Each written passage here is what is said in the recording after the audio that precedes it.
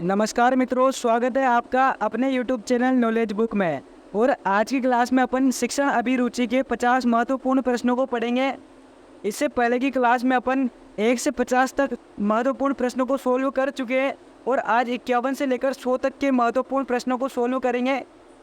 दोस्तों, आप भी अपनी तैयारी को परखें और इन महत्वपूर्ण प्रश्नों को पढ़कर अपनी तैयारी को मजबूती दें। तो चलिए शुरू करते हैं आज की क्लास। देखो, पहला प्रश्न है आपके दूरस्थ शिक्षा के बारे में आपकी क्या राय है। दूरस्थ शिक्षा यानी कि ऑनलाइन पढ़ाई, यह शिक्षा के प्रचार हेतु अच्छा प्रयास है। विद्यार्थियों के लिए आर्थिक लाभ का स्रोत है। इससे प्रतिदिन विद्यालय नहीं जाना पड़ता। ये बिल्कुल बकवास ऑप्शन है। घर बैठे शिक्षण सामग्री उपलब्ध हो जाती है। हाँ, ये सही है, घर बैठे शिक्षण सामग्री उपलब्ध हो जाती है। ये सबसे बड़ा फायदा है दूरस्थ शिक्षा का। अतः ऑप्शन 4 बिल्कुल सही हो जाएगा।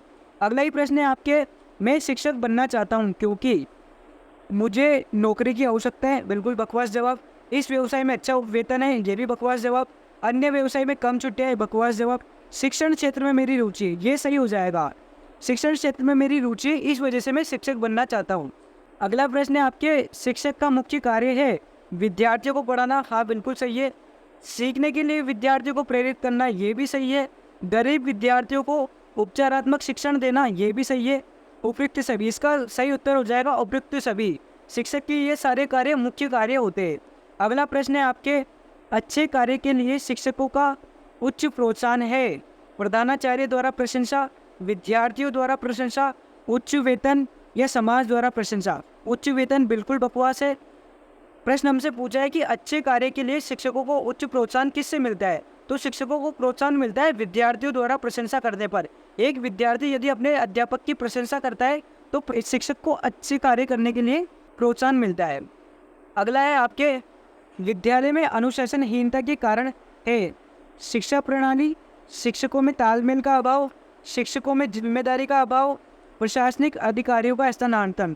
तो विद्यालय में अनुशासनहीनता का कारण होता है शिक्षा प्रणाली। इसका सही उत्तर हो जाएगा ऑप्शन ए। अगला प्रश्न है आपके, वर्तमान शिक्षा का आधारभूत उद्देश्य, यानी कि वर्तमान में जो शिक्षा चल रही है, जो शिक्षा बच्चों को दी जा रही है, उसका उद्देश्य क्या है। परमार्थ एवं मोक्ष की प्राप्ति, बिल्कुल गलत जवाब। व्यवसायिक कौशलों की प्राप्ति, हाँ ये थोड़ा सही है। जागृति उत्पन्न करने का सहायक, ये भी थोड़ा सही है। व्यक्तित्व निर्माण का साधन, हाँ ऑप्शन 4 बिल्कुल सही हो जाएगा। व्यक्तित्व निर्माण का साधन वर्तमान की शिक्षा है। अगला प्रश्न है आपके, छात्रों में अनुशासन बनाए रखने के लिए एक शिक्षक की कौन सी भूमिका सराहनीय है। यानी कि शिक्षक छात्रों में अनुशासन बनाने। अगला प्रश्न है आपके, छात्रों में अनुशासन बनाए रखने के लिए एक शिक्षक की कौन सी भूमिका सराहनीय है। यानी कि जब आप शिक्षक बनोगे तब आपके विद्यार्थियों में अनुशासन बनाए रखने के लिए आपकी कौन सी भूमिका महत्वपूर्ण होगी। प्रशासनिक क्षमता एवं अच्छा आचरण, शिक्षक का व्यक्तित्व, शिक्षक का मानसिक स्तर या शिक्षक का व्यवहार। तो इन सब में बेस्ट ऑप्शन हो जाएगा प्रशासनिक क्षमता एवं अच्छा आचरण। एक तो आपका आचरण अच्छा होना चाहिए और दूसरा आपको प्रशासनिक क्षमता भी आपके अंदर विकसित करनी होगी। अगला प्रश्न है आपके, निम्नलिखित में से कौन सा कथन सही है। शिक्षा हमें पूर्ण संतुष्टि एवं आत्मबोध प्रदान करती है, बिल्कुल सही बात है। शिक्षा समाज में हमारी प्रतिष्ठा बढ़ाती है, बिल्कुल सही बात है। शिक्षा समाज के लिए लाभकारी है, बिल्कुल सही है। तो इसका उत्तर हो जाएगा उपयुक्त सभी। ये सारे कथन बिल्कुल सही है। अगला प्रश्न है आपके, प्रगतिशील शिक्षा निम्नलिखित में से किस कथन से संबंधित है। शिक्षक सूचना और प्राधिकार के प्रवर्तक है। ज्ञान प्रत्यक्ष अनुभव और सहयोग से उत्पन्न होता है। अधिगम तथ्यों के एकीकरण और कौशल में प्रवीणता के साथ सीधे मार्ग पर चलता है। परीक्षा मापदंड संदर्भित और बाह्य है। तो इसका सही उत्तर हो जाएगा ऑप्शन नंबर 2, ज्ञान प्रत्यक्ष अनुभव और सहयोग से उत्पन्न होता है। अतः हमारा उत्तर ऑप्शन 2 हो जाएगा। अगला प्रश्न है आपके, जीवन में अधिक सफलता प्राप्त करने के लिए क्या आवश्यक है। यानी कि आपको सफलता मिले इसके लिए क्या आवश्यक है। भाग्यशाली होना, धन होना, अच्छे घराने में पैदा होना, ये बिल्कुल बकवास ऑप्शन है। परिस्थितियों के साथ अच्छा समायोजन, हाँ ये सही है। ऑप्शन 4 बिल्कुल सही हो जाएगा। परिस्थितियों के साथ अच्छा समायोजन करना, अगर हमने परिस्थितियों के साथ अच्छा समायोजन कर लिया तो हम सफलता को अवश्य प्राप्त करेंगे। अगला प्रश्न है आपके, यदि एक लड़का और एक लड़की विद्यार्थी सिनेमा हॉल से एक साथ बाहर निकलते तो आप क्या सोचेंगे। मान लो कि आप एक अध्यापक बन चुके हो अब आपके विद्यालय का एक लड़का और एक लड़की सिनेमा हॉल से बाहर निकलते तो आप उनके बारे में क्या सोचोगे? शायद वे संयोग से मिले, अन्यथा उन्होंने अलग अलग प्रवेश किया था। सह शिक्षा के आधुनिक शैक्षणिक महत्व को त्याग दिया है। यह गर्व की बात है कि हमारे विद्यालय के युवाओं की परिपक्वता विकसित हुई है। यह महिलाओं की आज़ादी का समय है, तो फिर इस मुद्दे पर विचार क्यों करें? ये बिल्कुल बकवास ऑप्शन है और ये वाला भी बिल्कुल बकवास है। इसमें ये वाला भी थोड़ा सही नहीं लग रहा है। इसका सही ऑप्शन हो जाएगा ऑप्शन थर्ड। यह गर्व की बात है कि हमारे विद्यालय के युवाओं की परिपक्वता विकसित हुई है। अगला प्रश्न आता है आपके, यदि बच्चों की योग्यता को निखारना चाहते हैं तब निम्नलिखित में से आप किसे अनुमोदित करोगे? यानी कि आप बच्चों की योग्यता को निखारना चाहते हो तो क्या करोगे? विषय में रुचि पैदा करना, अनुभव के ढांचे को विकसित करना, इंद्रियों को तेज करना या मानसिक क्षमताओं का प्रशिक्षण करना। तो इसका सही उत्तर हो जाएगा विषय में रुचि पैदा करना। जितना हम अपने विषय में रुचि पैदा करेंगे उतना ही बच्चों की योग्यताएं बढ़ेगी। अगला प्रश्न आपके, कक्षा में एक शिक्षक है, समूह का अध्ययन, समूह का निर्देशक, समूह का एक अधिनायक और मार्गदर्शक या फिर उपयुक्त सभी। तो इसका सबसे बेस्ट उत्तर हो जाएगा ऑप्शन नंबर थर्ड, समूह का एक अधिनायक और मार्गदर्शक। अगला प्रश्न है आपके, जब आप अमीर परिवारों से संबंधित विद्यार्थियों को पढ़ा रहे हो और वे अध्ययन में कोई अनुकूल रुचि नहीं ले रहे हो, तब आप सुधार के लिए क्या उपाय सुझाएंगे? यानी कि मान लो आप अध्यापक बन गए और आपके विद्यालय में अमीर परिवारों से संबंधित विद्यार्थी पढ़ते हैं और वो पढ़ाई में उनका बिल्कुल भी मन नहीं है, तो इनको सुधारने के लिए आप क्या करोगे? आप माता पिता को निजी ट्यूशन के लिए बाध्य करेंगे, आप केवल उन्हें विद्यार्थियों की लापरवाही को बताएंगे, आप और अधिक सावधानी बरतेंगे और उनके माता पिता से सहयोग करने का अनुरोध करेंगे, आप उनके दृष्टिकोण को बदलने की कोशिश करेंगे।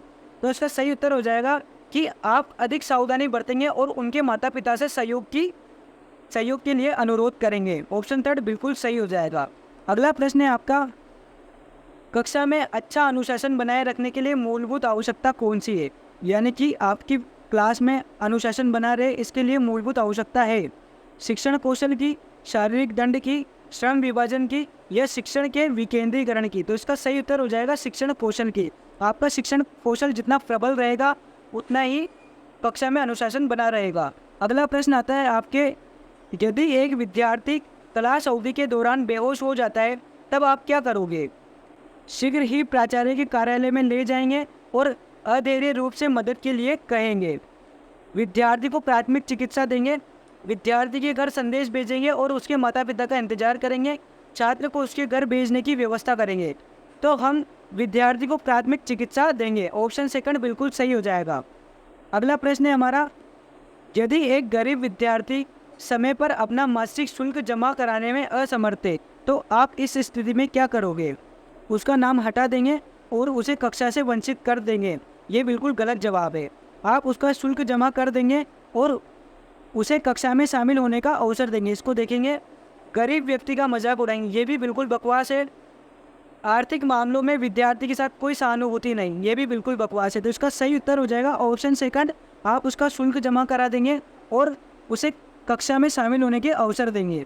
अगला प्रश्न है आपके, नेतृत्व केवल वही दे सकता है जिसमें उच्च आदर्श हो, प्रतिष्ठा हो, सामान्य व्यक्ति जैसा हो, क्रूरता हो।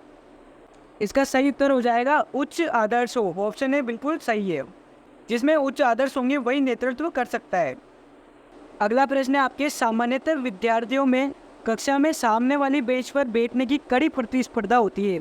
इस समस्या से निपटने के लिए आपको बैठक व्यवस्था बनानी है। तब आप विद्यार्थियों को सीट आवंटित करने के लिए क्या तर्क देंगे? आप उन्हें कैसे बिठाएंगे?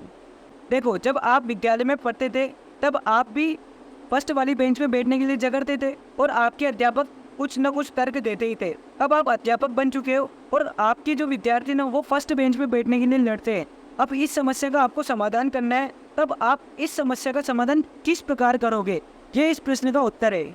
बताओ, विद्यार्थियों की आयु और ऊंचाई को देखकर, विद्यार्थियों के साथ व्यक्तिगत संबंधों को देखकर, विद्यार्थियों का मानसिक स्तर चेक करके या विद्यार्थियों की आर्थिक और सामाजिक स्थिति को देखकर। तो देखो, सामाजिक स्थिति वाला और व्यक्तिगत संबंध वाला, ये दोनों ऑप्शन बिल्कुल बकवास है। मानसिक स्तर और विद्यार्थियों की आयु और ऊंचाई, इन दोनों में सबसे बेस्ट ऑप्शन हो जाएगा विद्यार्थियों की आयु और ऊंचाई के हिसाब से। ऑप्शन ए बिल्कुल सही हो जाएगा। अगला प्रश्न है आपके, छात्रों में स्व अध्ययन का विकास कैसे विकसित किया जा सकता है? स्व अध्ययन के बातों पर व्याख्यान देकर, बिल्कुल सही है। छात्रों की रुचि के अनुसार पाठ्य सामग्री देना, बिल्कुल ये भी सही है। विद्यालय में स्व अध्ययन है तो स्थान की व्यवस्था, बिल्कुल ये भी सही है। उपयुक्त सभी, इसका सही उत्तर हो जाएगा उपयुक्त सभी, यानी कि स्व अध्ययन की रुचि विकसित करने के लिए ये सारे कथन बिल्कुल सही है। अगला प्रश्न है आपके, शिक्षक के रूप में आप प्राथमिकता देंगे, यानी आप अध्यापक बन चुके हो तो आप इन कार्यों में से किस कार्य को सबसे ज़्यादा प्राथमिकता दोगे? अपने व्यक्तिगत कार्य को, बिल्कुल गलत जवाब है। बच्चों को ट्यूशन कक्षाओं के लिए प्रेरित करेंगे, बिल्कुल गलत जवाब है। ट्यूशन का तो नाम भी नहीं लेना है, मतलब बिल्कुल गलत है। शिक्षण अधिगम को, विद्यालय स्वच्छता को, यानी विद्यालय को स्वच्छ बनाए रखने के लिए, तो हम सबसे ज़्यादा महत्व देंगे शिक्षण अधिगम को। काय को? शिक्षण अधिगम के। अगला प्रश्न है आपका, कक्षा में आपकी दृष्टि से सबसे महत्वपूर्ण क्या है? व्यवस्थित फर्नीचर, शिक्षण सामग्री, चुस्त और सुंदरता, हाजिर जवाब। तो इसमें से सबसे बेस्ट ऑप्शन हो जाएगा शिक्षण सामग्री। हमारे लिए शिक्षण सामग्री सबसे महत्वपूर्ण है। अगला प्रश्न है आपके, शिक्षक की किस गुण की छात्र सर्वाधिक प्रशंसा करते हैं? यानी कि अध्यापक में ऐसा कौन सा गुण होना चाहिए जिसकी प्रशंसा स्वयं छात्र करे? अच्छे आचरण के साथ प्रभावशाली शिक्षण, शिक्षक का कथन, मित्रता पूर्वक व्यवहार, ज्ञान और कौशल। तो देखो, इनमें सबसे बेस्ट हो जाएगा अच्छे आचरण के साथ प्रभावशाली शिक्षण, क्योंकि आप जितना अच्छा पढ़ाओगे ना, विद्यार्थी उतनी आपकी प्रशंसा करेंगे। ऑप्शन ए बिल्कुल सही हो जाएगा। अगला प्रश्न आता है आपके, छात्रों को पढ़ाए गए कुछ महत्वपूर्ण तथ्य एवं अवधारणाओं की खाली स्थान के औपचारिक मूल्यांकन के लिए मौखिक परीक्षा ली जाती है। अपन से पूछा कि तो खाली स्थान है, इनमें क्या आएगा? नवीन शिक्षण विधियाँ, समझ व ज्ञान, समझ एवं अवधारणा, सामाजिक कौशल और प्रयोग। तो मेरे हिसाब से इसका सही उत्तर हो जाएगा समझ और ज्ञान। छात्रों को पढ़ाए गए कुछ महत्वपूर्ण तथ्य एवं अवधारणाओं की समझ और ज्ञान के औपचारिक मूल्यांकन के लिए मौखिक परीक्षा ली जाती है। तो देखो, इसने पूछा था मौखिक परीक्षा क्यों ली जाती है, तो अवधारणाओं की समझ और ज्ञान के औपचारिक मूल्यांकन के लिए मौखिक परीक्षा ली जाती है। अगला प्रश्न है आपके, शिक्षण के लिए प्रयास करना प्रत्यक्ष रूप से वेतन के समानुपात पर है। उपयुक्त कथन आपकी राय में क्या है? कथन ठीक है, कथन तर्कसंगत है, कथन पूर्णतः गलत है और अनिश्चित। तो यह कथन पूर्णतः गलत है, क्योंकि हम शिक्षण वेतन के लिए नहीं, विद्यार्थियों को पढ़ाने के लिए करेंगे। अगला प्रश्न है आपका, आप परीक्षा में कक्ष निरीक्षक का कार्य कर रहे हैं, उसमें विद्यालय के प्रधानाचार्य का पुत्र भी परीक्षा दे रहा है। यदि वह अनुचित साधन का प्रयोग करता है तो आप क्या करोगे? आप उसे नकल नहीं करने के लिए कहेंगे, उसकी अनदेखी करेंगे, ये बिल्कुल गलत जवाब है। प्रधानाचार्य से शिकायत करेंगे, आप उसे अनुचित साधन का प्रयोग के अंतर्गत पंजीकृत करेंगे। तो इसका सही उत्तर हो जाएंगे, हम उसे अनुचित साधन प्रयोग के अंतर्गत पंजीकृत करेंगे। अगला प्रश्न है, शिक्षण अभियोग्यता से तात्पर्य है, यानी शिक्षण अभियोग्यता का क्या अर्थ है? शिक्षण कार्य के प्रति समर्पण, शिक्षक बनने की इच्छा रखना, शिक्षक के लिए सभी वांछनीय योग्यता या छात्रों से अच्छा तालमेल। तो इसका सही जवाब हो जाएगा शिक्षक के लिए सभी वांछित योग्यताएं रखना। शिक्षण अभियोग्यता यानी एक शिक्षक बनने के लिए क्या क्या योग्यता होनी चाहिए? वो उस व्यक्ति में सारी वांछित योग्यताएं होनी चाहिए। अगला प्रश्न है आपके, भारत में शिक्षित बेरोजगारी का प्रमुख कारण है। उद्देश्यहीन शिक्षा, सरकार द्वारा रोजगार की सुदृढ़ नीति का न होना, शिक्षण संस्थानों की उपलब्धता, घटिया स्तर की शिक्षा। ये बिल्कुल गलत जवाब है। तो प्रश्न था, शिक्षित बेरोजगारी का प्रमुख कारण क्या है, यानी कि जो शिक्षित है वो भी बेरोजगार क्यों है? तो इसका सही उत्तर हो जाएगा उद्देश्यहीन शिक्षा। अगला प्रश्न है हमारा, अभिभावक अपने बच्चों के लिए अध्यापकों से आशा करते हैं निष्पक्ष व्यवहार की, सहानुभूति एवं प्रेम पूर्वक व्यवहार की, दोनों या उपयुक्त में से कोई नहीं। तो इसका सही उत्तर हो जाएगा दोनों। अध्यापक से अभिभावक एक तो निष्पक्ष व्यवहार की अपेक्षा करता है और साथ ही सहानुभूति और प्रेम पूर्वक व्यवहार की भी अपेक्षा करते हैं। इसका सही उत्तर है दोनों।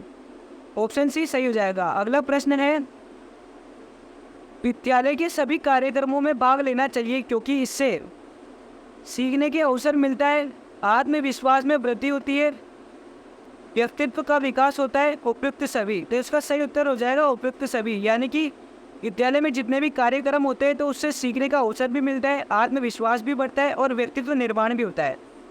एक विद्यार्थी आपकी कक्षा में दुर्व्यवहार करता है, तब आप क्या करेंगे? उसे कक्षा में खड़ा होने के लिए कहेंगे, उसे कक्षा से बाहर जाने के लिए कहेंगे, चुपचाप अपना कार्य करते रहेंगे? ये बिल्कुल गलत जवाब है।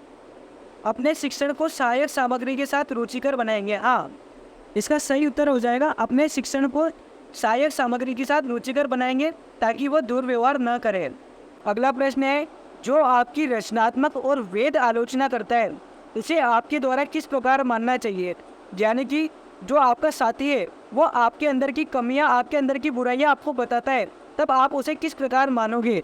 एक मित्र की तरह, एक आलोचक की तरह, एक प्रतिद्वंदी की तरह, या जैसे को तैसे के रूप में? ये बिल्कुल गलत है। इसका सही उत्तर हो जाएगा एक मित्र की तरह, यानी कि जो अपनी कमियां बताता हो उसे हम अपना मित्र मानेंगे। अगला प्रश्न है आपके, नैतिक शिक्षा के लिए कौन उत्तरदायी है? माता पिता, समाज, विद्यालय, ये सभी। वो देखो, नैतिक शिक्षा के लिए ये सभी के सभी तत्व उत्तरदायी होते हैं। नैतिक शिक्षा में माता पिता, समाज, विद्यालय सभी अपनी भूमिका निभाते हैं। अगला प्रश्न है, छोटे बच्चों के लिए स्कूली शिक्षा में किस प्रकार का बोझ अपेक्षित नहीं है? लिखने का, गृह कार्य का, पढ़ने का, विद्यालय जाने का। तो देखो, गृह कार्य का जो बोझ है ना वो छोटे बच्चों के लिए अपेक्षित नहीं है, यानी कि उन्हें गृह कार्य ज़्यादा नहीं देना चाहिए। अगला प्रश्न है आपके, प्राथमिक शिक्षा के लोकव्यापीकरण का अर्थ है सभी को शिक्षा देना, सभी लड़कियों को शिक्षा देना, 6 से 14 वर्ष के बच्चों को निःशुल्क एवं अनिवार्य शिक्षा देना, सभी बच्चों को निःशुल्क एवं अनिवार्य शिक्षा देना। तो इसका सही उत्तर हो जाएगा सभी बच्चों को निःशुल्क एवं अनिवार्य शिक्षा देना। अगला प्रश्न है आपके, शिक्षा में कार्य अनुभव का अर्थ है, यानी शिक्षा में कार्य अनुभव का क्या अर्थ है? ग्रामीण क्षेत्र में उत्पादन के लिए शिक्षा, एक नए सामाजिक क्रम बनाने के लिए काम करना, औद्योगिक एवं तकनीकी क्षेत्र में अनुभव, रोजगार उन्मुखी पाठ्यक्रमों के लिए शिक्षा की तरफ झुकाव। तो ऑप्शन 4 बिल्कुल सही हो जाएगा, रोजगार उन्मुखी पाठ्यक्रमों के लिए शिक्षा की तरफ झुकाव शिक्षा की कार्य का अनुभव का अर्थ है।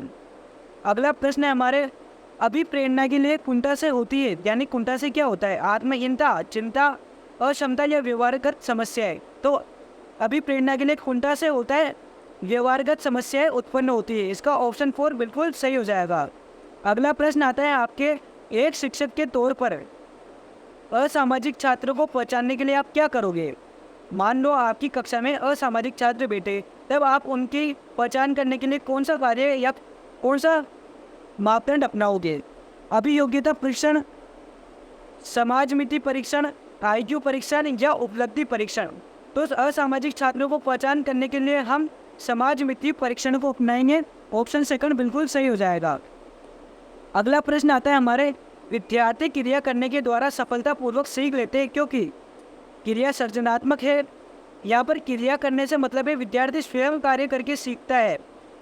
क्रिया स्वयं विद्यार्थी द्वारा की जाती है, क्रिया रुचिकर होती है, शारीरिक श्रम सम्मिलित होता है। तो इसका बेस्ट उत्तर हो जाएगा क्रिया स्वयं विद्यार्थी द्वारा की जाती है, इस वजह से वो उसको सफलतापूर्वक सीख लेता है। अगला प्रश्न आता है आपके, एक शिक्षक का नेतृत्व होना चाहिए प्रभुत्ववादी, लोकतांत्रिक, साधारण या अधिनायकवादी? तो इसका सही उत्तर है ऑप्शन बी, लोकतांत्रिक। एक शिक्षक का नेतृत्व लोकतांत्रिक होना चाहिए। अगला प्रश्न है हमारे, शिक्षा का अधिकार अधिनियम किस वर्ष लागू हुआ? 2010, 2011, 2009, 2012? इसका सही उत्तर है 2010। आपके शिक्षा का अधिकार अधिनियम लागू हुआ था 2010 में। अगला प्रश्न आता है आपके, हमें शिक्षा ग्रहण करनी चाहिए क्योंकि? शिक्षा से क्या होता है? हमें शिक्षा ग्रहण क्यों करनी चाहिए? शिक्षा व्यक्ति को विद्वान बनाती है, बिल्कुल सही है। शिक्षा व्यक्ति को धनोपार्जन करने के लिए समर्थ बनाती है, बिल्कुल सही है। शिक्षा व्यक्ति को स्वावलंबी बनाती है, बिल्कुल सही है। और इसका उत्तर हो जाएगा उपयुक्त सभी।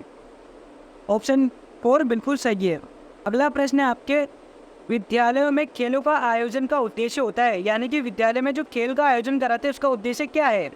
विद्यार्थियों के समय का सदुपयोग, विद्यार्थियों के स्वास्थ्य के लिए, राष्ट्रीय खेलों के लिए तैयार करना, या फिर विद्यार्थियों का सर्वांगीण विकास करना? तो इसका सबसे बेस्ट उत्तर हो जाएगा ऑप्शन 4, विद्यार्थियों का सर्वांगीण विकास करने के लिए विद्यालय में खेलों का आयोजन जरूरी है।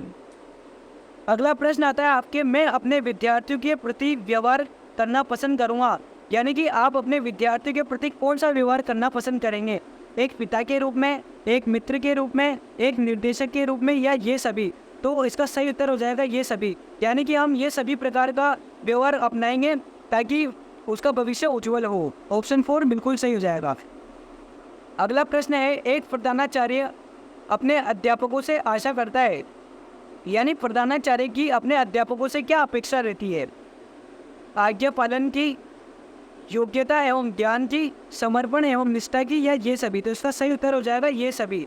एक प्रधानाचार्य अपने अध्यापकों से ये सभी आशाएं करता है। अगला प्रश्न है आपके, कुछ विद्यार्थी आपकी कक्षा में देर से आते हैं, इस स्थिति में आप क्या करेंगे, कक्ष में प्रवेश की अनुमति नहीं देंगे, बिल्कुल गलत जवाब। अभिभावक को बुलाएंगे, देरी से आने का कारण जानेंगे और विद्यार्थी की सहायता करने का प्रयास करेंगे, या फिर उसे प्राचार्य के पास भेज देंगे। तो इसका सही उत्तर हो जाएगा ऑप्शन 3, देरी से आने का कारण जानेंगे और यथासंभव उनकी सहायता भी करेंगे। ऑप्शन 3 बिल्कुल सही है। अगला और अंतिम प्रश्न है आपके, एक विद्यार्थी आपकी कक्षा में प्रतिदिन आपसे प्रश्न पूछता है, तब आप क्या करेंगे, उसे प्रश्न पूछने के लिए मना करेंगे, बिल्कुल गलत जवाब। प्रश्न पूछने के लिए उसकी सराहना करेंगे, विद्यालय समय के बाद प्रश्न पूछने की सलाह देंगे। तो इसका सही उत्तर हो जाएगा प्रश्न पूछने के लिए उसकी सराहना करेंगे। मैं दोस्तों आशा करता हूं कि ये महत्वपूर्ण प्रश्न आपकी तैयारी को और मजबूत करेंगे और आपके जितने भी साथी हैं जो परीक्षा की तैयारी कर रहे हैं उनको भी ये वीडियो भेज दें ताकि उनका भी भला हो जाए और आप भी चैनल को सब्सक्राइब कर लें। मिलते हैं आने वाली क्लास में, तब तक के लिए जय हिंद, जय भारत, थैंक यू।